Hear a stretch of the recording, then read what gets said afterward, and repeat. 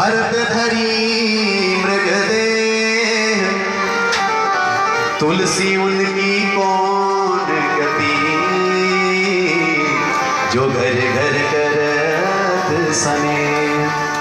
एक मृग बच्चे के कारण आज ऐसे धर्मात्मा भरत को भी हिरण बनना पड़ा। तो हम सबकी क्या गति होगी भैया। हमने न जाने कितने लोगों पर अपने मन को चिपका रखा हमारा, कितने लोग हमारे मन में बसे हुए न जाने। जो घर घर करत सने, इसलिए किसी से ज्यादा स्नेह मत करो। ना काहूं सो दोस्ती, ना काहूं सो बैर, ये हमेशा ध्यान रखो।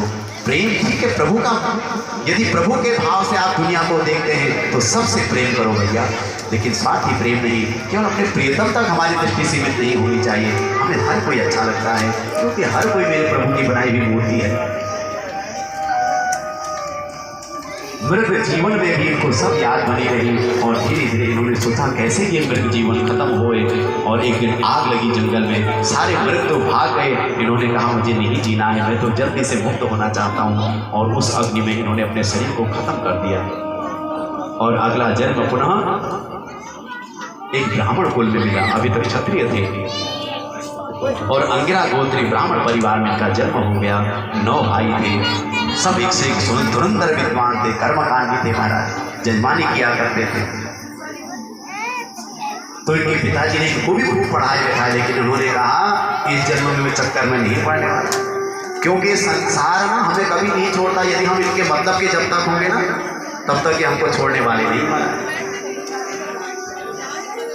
जैसे एक बालक था ना, वो अपना घर बार छोड़ करके तपस्या करने के लिए चला गया एक साधु की कुटिया में।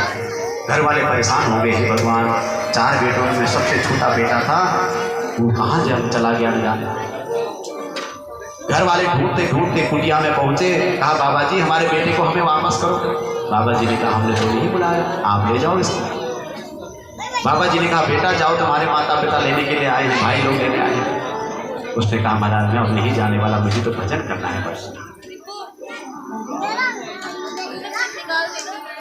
साधु ने कहा अरे तुम्हें भजन ही करना है तो ठीक है, मैं तुम्हें मंत्र देता हूँ, तो घर में ही भजन करना।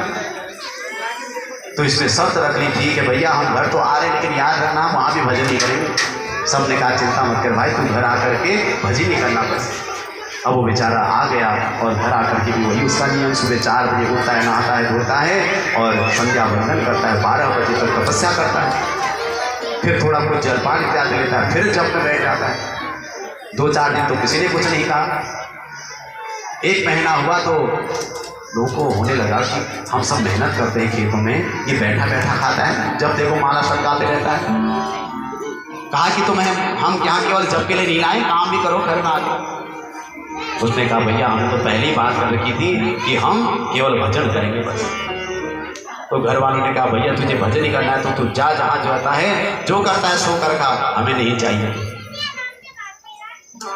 तो उसको समझ में आ गया संसार में बिना मतलब का कोई अपने बेटे को भी नहीं पालता महाराज, हर कोई स्वार्थ से भरा हुआ है। इसलिए आज जड़ भरत जी ने अपने को पागल साबित कर दिया महाराज, पागलों की तरह जीते हैं।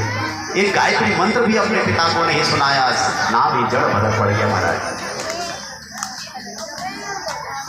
भाइयों ने कहा ये कुछ काम धाम तो करता नहीं, इसीलिए इसको खेत में भेज दो, कम से कम ये वहाँ चिड़ियाओं को तो दूर करेगा। और खेत में भेज दिया जड़ भरत जी को। उन्होंने तो कहा और आनंद आ गया महाराज, घर का बंधन भी छूट गया, खाना तो मिल ही जाएगा कहीं न कहीं से, भगवान की व्यवस्था है। और जैसे ही खेत में चिड़ियाओं को भगाने के लिए उनको सेवा मिली और जैसी चिड़िया आती है तो भरत जी को लगा आहा मेरे प्रभु की प्रकृति कितनी सुंदर है, देखो कितने सुंदर ये तोते हैं, कितनी सुंदर ये चिड़िया हैं, कितने प्रेम से ये गेहूँ खा रही है। उनको दूर करने के लिए तो उनकी सेवा लगी थी, लेकिन कहने लगे आओ आओ चिड़ियों खाओ भर भर पेट, राम जी की चिड़िया राम जी का खेत, ये राम जी की चिड़िया है और राम जी का ही खेत है, इसलिए चिड़ियों खूब खाओ। खेत से भी बाहर निकाल दिया। अब तो और मस्त हो गए, अब कोई परिवार का बंधन भी नहीं है, अब तो हम हैं, हमारा ब्रह्म है, हम रमता जोगी की तरह जीवन बिताएंगे और जिसने जन्म दिया है वो भूखा तो मारेगा नहीं, इसलिए पूरी प्रकृति को ही अपना परमात्मा का घर समझ करके, अपना घर समझ करके निकल पड़े और मदमस्त मौला होकर के भगवान का भजन में डूब डूब करके भरत जी अपना जीवन बिता रहे हैं। और संत कहते हैं, वाह वाह रे मौज फकीरा, वाह वाह रे मौज फकीरा, राम मेरा क्या दुनिया से काम, राम मेरा क्या दुनिया से काम, राम मेरा क्या दुनिया से काम, मैं तो रमता जोगी, ओ मैं तो रमता जोगी, मैं तो रमता जोगी, मैं तो रमता जोगी, राम मेरा क्या दुनिया से काम, राम मेरा क्या दुनिया से काम, राम मेरा क्या दुनिया से काम, मैं तो रमता जोगी, मैं तो रमता जोगी, मैं तो रमता जोगी, मैं तो रमता जोगी। हरि बोल।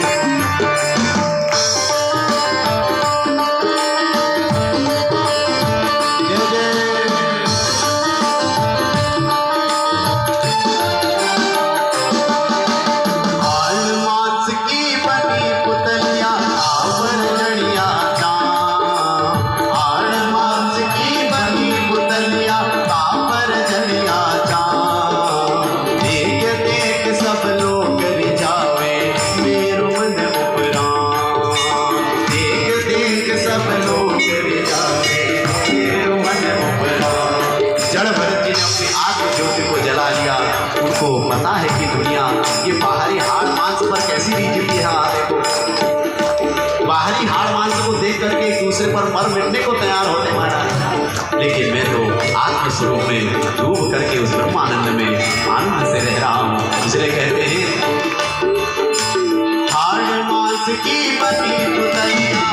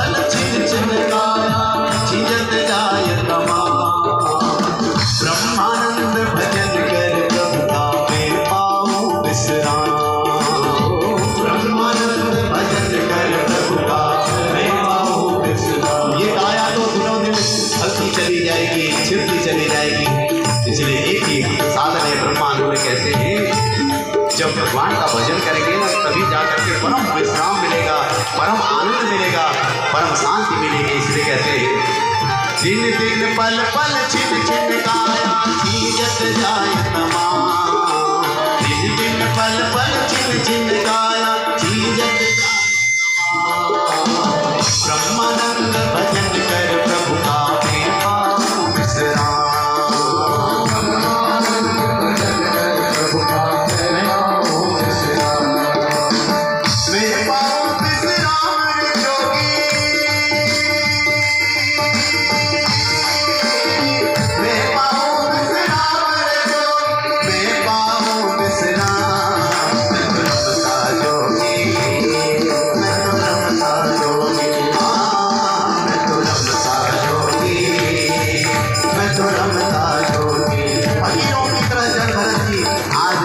अपना दरबार त्याग करके उनका नाम ही जड़ पड़ गया। जड़ का अर्थ होता है मूर्ख। दुनिया की नजरों में वो पागल है, लेकिन वास्तव में कौन जानता है उनके अंदर जो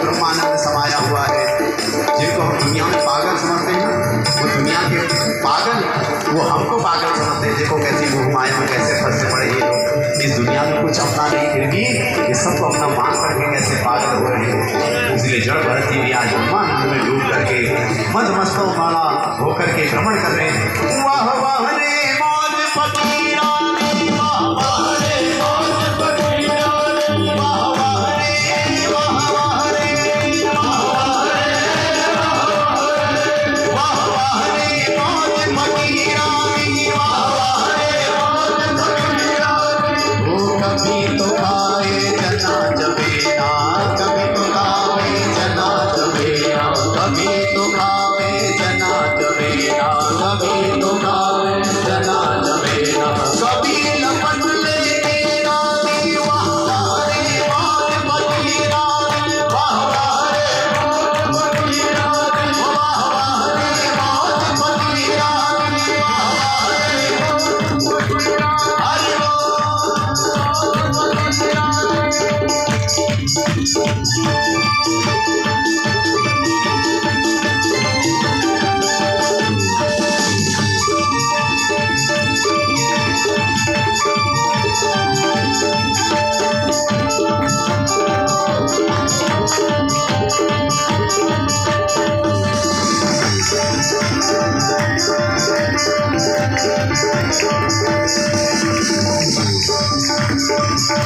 कभी तोड़े मेरी चादर, कभी तोड़े मेरी चादर, कभी तोड़े मेरी चादर, कभी तोड़े मेरी चादर, कभी शान कश्मीर की, वाह वाह रे, वाह वाह रे, वाह वाह रे, वाह वाह रे मौज फकीरा, वाह वाह रे मौज फकीरा। कभी रहते राज महल में, कभी रहते राज महल में, कभी तो रहते राज महल में, कभी तो रहते राज महल में, कभी तो गली आई रानी, वाह वाह रे मौज फकीरा, वाह वाह रे मौज फकीरा, वाह वाह रे मौज फकीरा। मंगतंग के कपड़े पहने, मंगतंग के कपड़े पहने, मंगतंग के कपड़े पहने, मंगतंग के कपड़े पहने। उसको वस्त्रों का भाग नहीं कि मुझे क्या पहनने का, क्या नहीं पहनने का है, वो कैसा लगता है। और जान जले है आई रानी, और जान जले रानी, वाह वाह रे, वाह वाह रे, वाह वाह रे, वाह वाह रे, वाह वाह रे मौज फकीरा, वाह वाह रे मौज फकीरा, वाह वाह रे मौज फकीरा, वाह वाह रे मौज फकीरा, वाह वाह रे मौज फकीरा, वाह वाह रे मौज